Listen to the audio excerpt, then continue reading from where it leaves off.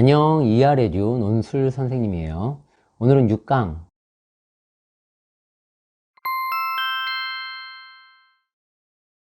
본문 33쪽 넷째 줄부터 35쪽 밑에서 둘째 줄까지예요. 글을 잘 쓰는 방법, 오늘도 변함없이 열심히 학습해 볼까요? 먼저 오늘 본문은 어떤 내용이었나요? 한 번은 귀로 읽고 한 번은 눈으로 읽어 보았으니까 내용은 충분히 알 수 있을 거예요. 직접 내용을 정리해 보세요. 그리고 어떤 내용이었는지 내 동생이나 다른 누군가에게 내가 읽은 내용을 설명해 준다고 생각하고 한번 짧게 써 보세요.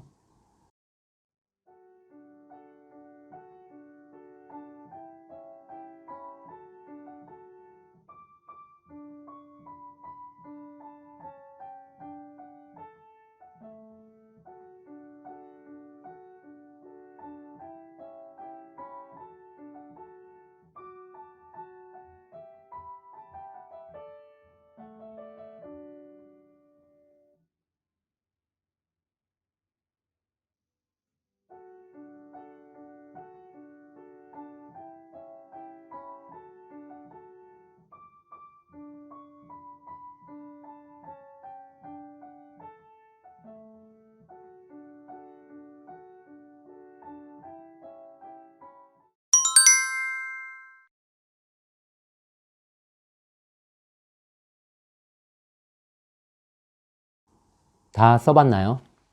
오늘 내용은 저녁을 함께 먹으며 야구에 관한 대화를 나누는 노인과 청년의 이야기예요. 그러니까 저녁을 먹으면서 야구에 관한 대화를 노인과 청년이 나누고 있는 거죠. 메이저리그 야구에 관한 내용인데 우리 친구들은 메이저리그 야구를 아나요? MLB라고도 하죠. 미국 프로야구 리그 명칭이에요. 우리나라는 KBO 리그가 있죠. 요즘은 메이저리그 야구도 TV에서 몇몇 채널을 통해서 중계가 되는데 혹시 본 적 있는 친구 있나요? 있겠죠. 우리나라 야구 구장에 직접 가본 경험이 있는 친구는 있나요? 아마도 있을 거예요. 자신이 좋아하는 야구팀이 있는 친구도 있고 야구에 관심이 없는 친구들도 있을 거예요. 또 야구뿐 아니라 다른 종목에 관심이 있는 친구들도 있겠고요. 아무튼 오늘 내용은 노인과 청년의 야구 이야기예요. 간단한 내용이었네요.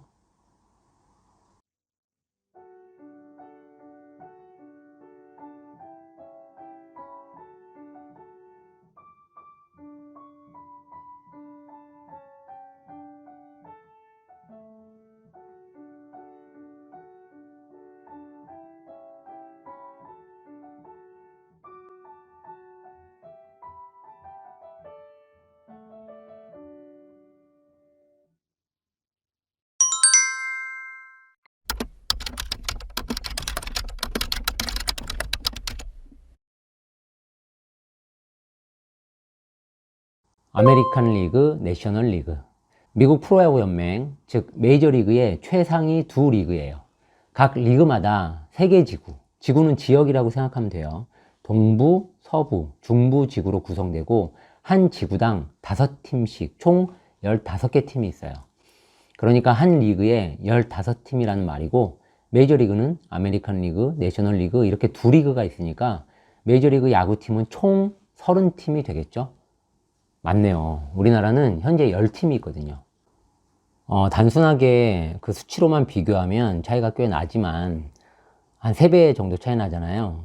그런데 인구도 차이가 나니까 인구는 이제 미국이 더 많거든요. 그러니까 비율적으로 생각하면 우리가 오히려 조금 더 팀이 많다고 볼 수도 있어요. 두 번째 단어, 소심하다.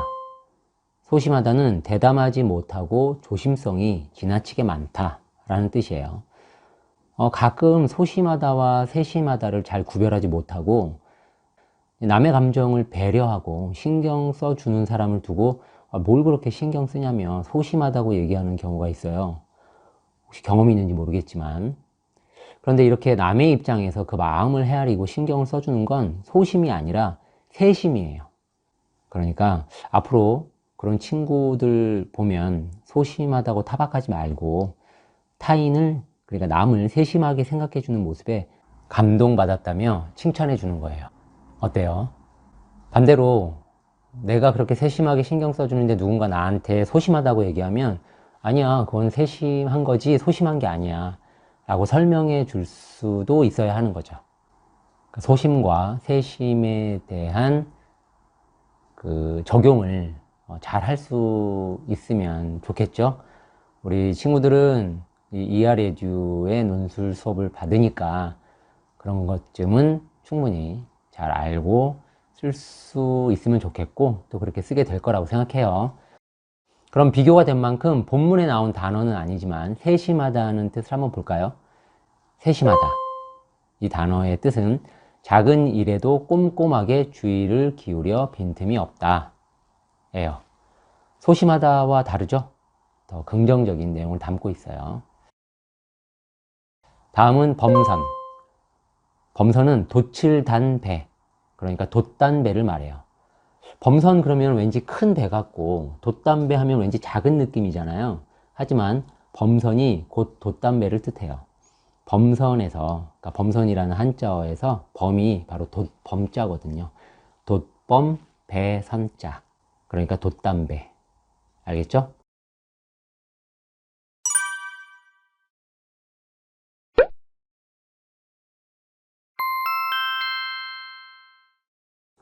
재미있는 문장 교정 시간입니다. 화면에 나온 문장을 직접 고쳐보세요. 시간이 좀 걸린다 싶으면 화면을 잠시 멈추고 교정을 다 마친 뒤에 다시 재생하세요.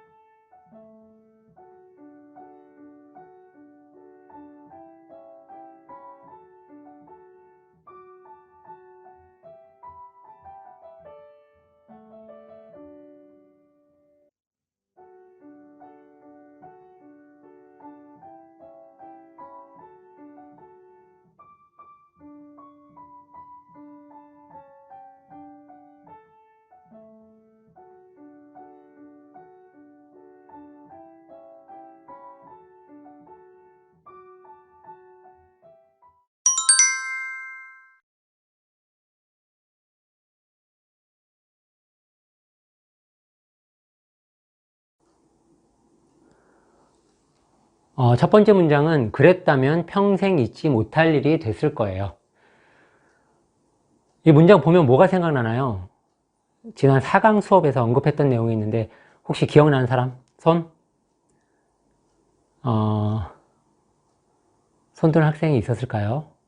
아직 기억이 안 난다면 질문을 바꿔서 해볼게요. 지난 4강 수업에서 언급했던 내용 잊지 않은 사람 손? 어때요? 이래도 기억이 안 나나요? 기억나죠? 반의어를 활용해서 문장 고치기. 선생님이 4강에서 했던 말이에요.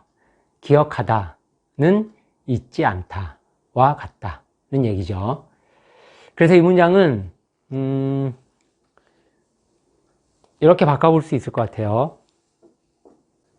그랬다면 평생, 여기를 잊지 못할이 아니라 평생 기억에 남을, 그렇죠? 그랬다면 평생 기억에 남을 일이 됐을 거예요 라고 바꿀 수 있어요. 앞 강에서 얘기했던 것처럼 반대말을 활용해서 표현하는 거죠. 여러분 중에도 실제 이렇게 바꾼 친구가 있을 거예요. 또 그랬다면 평생 잊지 못할 일이, 여기를 그냥 되었을 거예요 라고 좀 줄였던 걸 줄이지 않고 쓸 수도 있어요. 이것도 하나의 하여튼 문장 자체가 달라지는 것 뿐만 아니라 실제 줄임말과 줄이지 않은 말이 주는 어감이 다르기 때문에 이거는 본인이 쓰면서 좀 더 자연스러운 걸 선택하면 되는 거예요. 여기서 이를 사건이라고도 표현할 수 있죠. 바꿀 수 있어요. 그러니까 그랬다면 평생 기억에 남을 사건이 됐을 거예요. 또는 되었을 거예요. 이렇게 몇 개를 고쳐볼 수 있겠죠? 그럼 여러분들이 고쳐본 문장, 여러분이 고친 교정 문장과 비교해 보시고요. 다음 문장, 화면에 나온 이번 문장도 적당한 시간 안에 직접 고쳐보세요.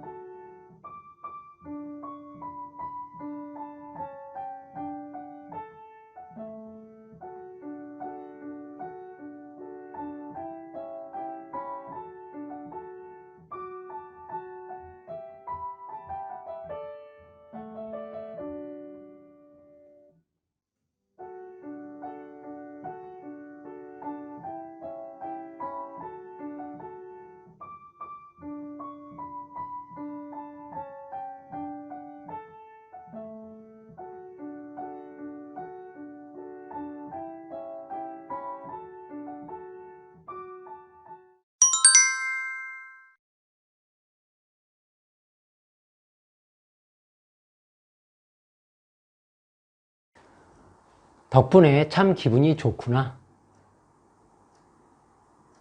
그 노인의 말이죠. 아까도 청년의 말일 때 이렇게 큰 따옴표가 있었는데 그거는 표시를 못했어요.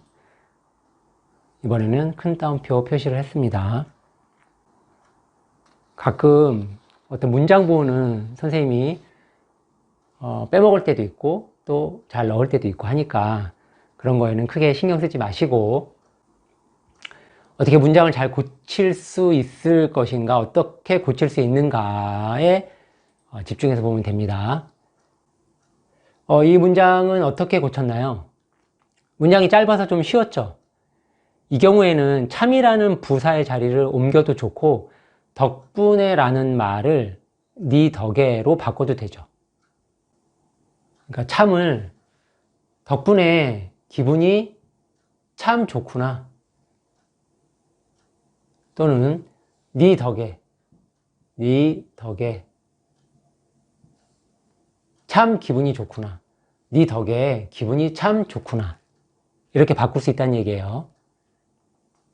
그리고 이거를 또 네 덕에 또는 덕분에 이거를 덕분에 네 덕에 요 덕이란 말이 조금 어렵게 느껴질 수도 있으니까 그렇게 말해주니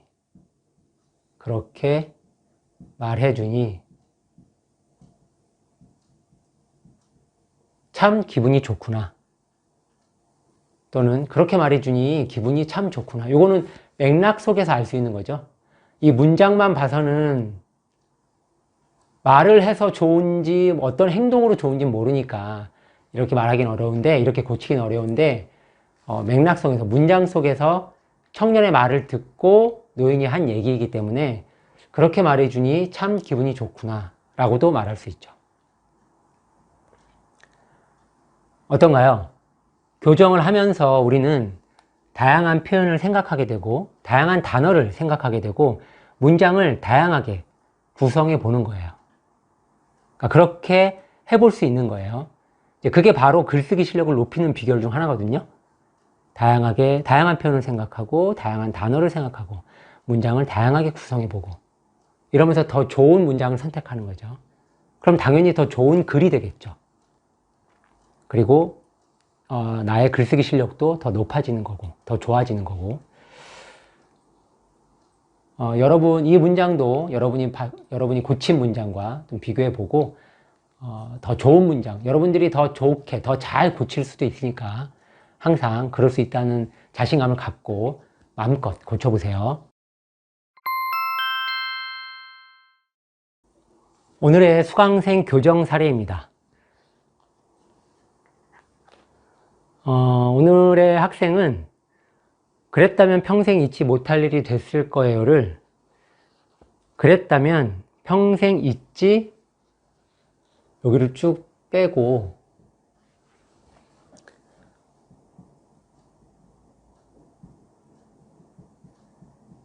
못했을 거예요 로 바꿨어요. 그러니까 그랬다면 평생 잊지 못했을 거예요. 어때요? 선생님 문체와는 좀 다르죠? 다른 교정이긴 한데 더 간결하게 느껴져서 좋다는 사람이 있을 수도 있어요. 그랬다면 평생 잊지 못했을 거예요. 그랬다면 평생 잊지 못할 일이 됐을 거예요. 다르죠? 잊지 못할 뻔했던 일이 무엇인지는 문맥 안에서 알 수 있기 때문에 이렇게 고쳐도 좋을 것 같네요. 그랬다면 평생 잊지 못했을 거예요. 여러분 또래가 고친 거예요.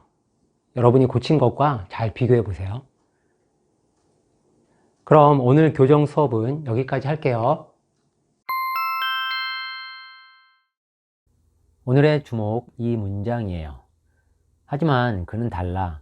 디마지오는 차이를 만들어내는 사람이거든.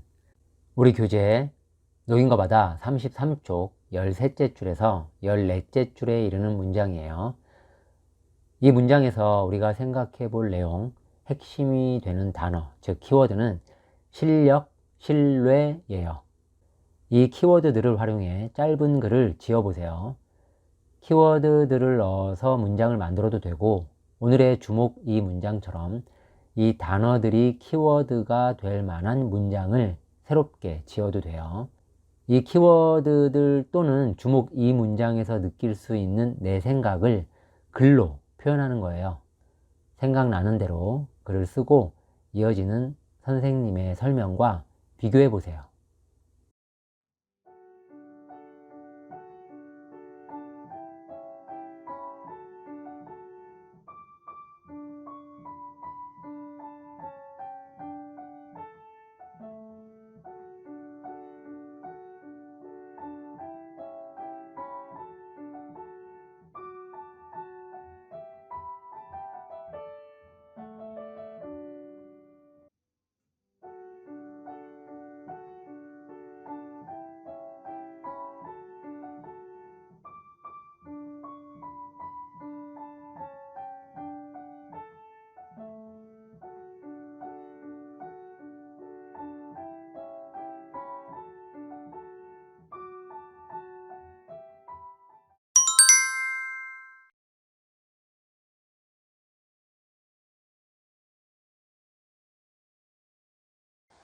그냥 잘한다는 말보다 차이를 만들어낸다는 말이 의미상 더 강하고 확실하게 느껴지죠.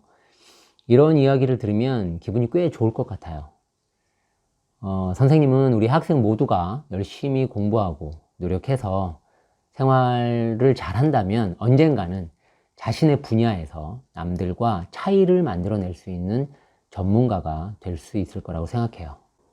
남의 평가가 그렇게 아주 꼭 중요한 건 아니지만 그래도 그런 평가를 들을 수 있는 사람이 될 수 있도록 우리 함께 노력해 봅시다. 알겠죠? 어떤가요? 여러분이 쓴 글 내용과 선생님 설명이 비슷한가요? 고전 명작 속 의미 있는 문장을 통해 내 생각을 정리하고 나의 가치관 또는 세계관을 바르게 구축하는 과정이에요. 여러분의 철학이 건강하게 세워질 수 있도록 진지하고 성실하게 임하는 거 잘 알죠? 그럼 오늘 이하레듀 논술 알짜 강의는 여기서 마치고요. 우리는 다음 시간에 또 만나요. 안녕.